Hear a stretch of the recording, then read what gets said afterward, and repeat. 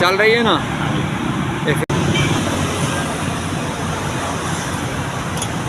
ये भाई साहब की जो है ये पटरी टूट गई थी, तो ये किनार रोड पे खड़े हुए हैं।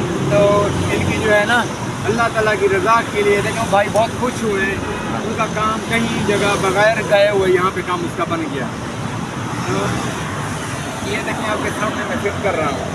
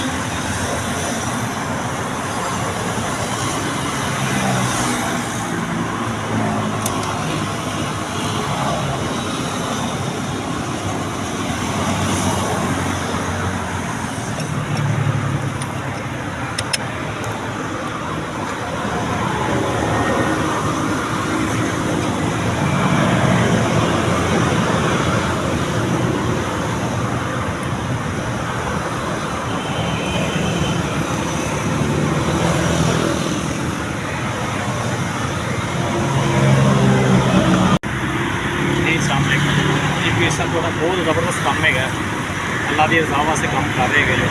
औखे सौखे काम आते फिर यकीन करो पूरे किनार रोड के कोई दुकान कोई नहीं है ऐसी। तो मेरे औखे काम आए हो, अल्लाह पाक तुम अजर दे, अल्लाह पाक आमीन आमीन आमीन, अल्लाह पाक दिन दुगनी रात दुगनी तरक्की अता फरमाए जी। आमीन आमीन। अल्लाह पाक की खिदमत करना ओके ओके ओके। बहुत खुश हो तुसी बड़ी मेहरबानी। आवाम नूं क्या दोगे इस तरह सारे लोग भी इस तरह दूसरे की हेल्प करने इस दौर में फ्री तुसी डिलीवरी दे और फ्री सर्विस दे रहे हो जी, इस तो बाद की हो सकता। हाँ अल्लाह की रज़ा वास्ते पैसे नाल ही काम मिलता।